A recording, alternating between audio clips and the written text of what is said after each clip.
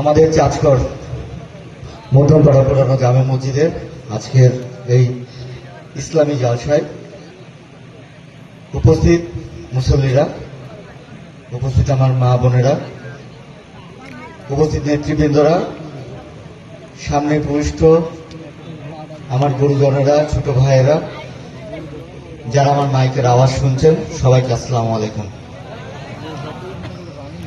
ইসলামী জলসায় এসে আসলে রাজনৈতিক বক্তব্য দেওয়া আমার মানায় না। আমি সেই জায়গা থেকে বলতে চাই, আমি ইসলামের হয়তো খুব কম জিনিসগুলো বুঝি, ইসলামের খুব কম জিনিসগুলো জানি। সেই জানার পরিধি থেকে বলতে চাই,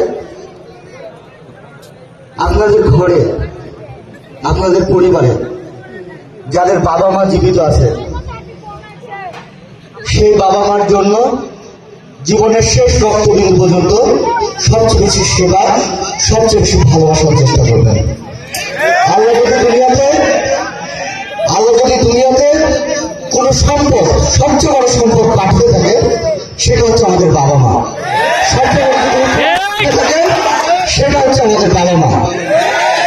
আমরা দেখেছি আমাদের ঘরে কোনো দামি সম্পদ থাকলে সেই সম্পদের আমরা যত্ন নিই, কিন্তু আমাদের বাবা মা বয়স হয়ে গেলে সেই যত্নটা আমাদের বাবা মা নিই না।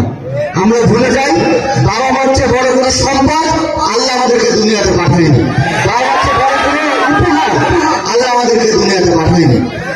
সেই জায়গা থেকে আমি বলতে চাই, আমার বাবা মারা গেছে, আপনাদের নেতা ছিলেন, আপনাদের ভালোবাসার মানুষ ছিলেন, উনি মারা গেছেন। আমি জানি কাছের মানুষগুলো কত দূরে চলে গেছে, সুযোগ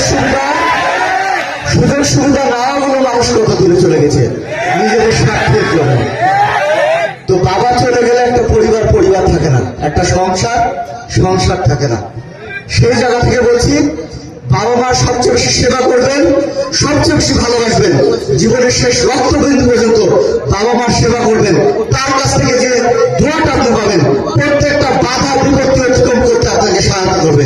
আমার বিশ্বাস আছে আমার বাবা মার দোয়া আমার সাথে আছে। আপনাদের মাঝে আছে, তার কাজের মাধ্যমে, তার ভালোবাসার মাধ্যমে। হুজুর একটা কথা বলেছিলেন, আমি তার কথার পরিপ্রেক্ষিতে একটা কথা বলতে চাই। চা সবারই খাবে, ভালোবাসা অধ্যাপক আব্দুল কুদ্দুস সাহেবের সন্তানকে দিবে, সে বিশ্বাসকে আপনাদেরকে বলতে চাই। আপনারা সবাই ভালো থাকবেন, সুস্থ থাকবেন, বাবা মার যত্ন দেবেন। আসসালামু আলাইকুম।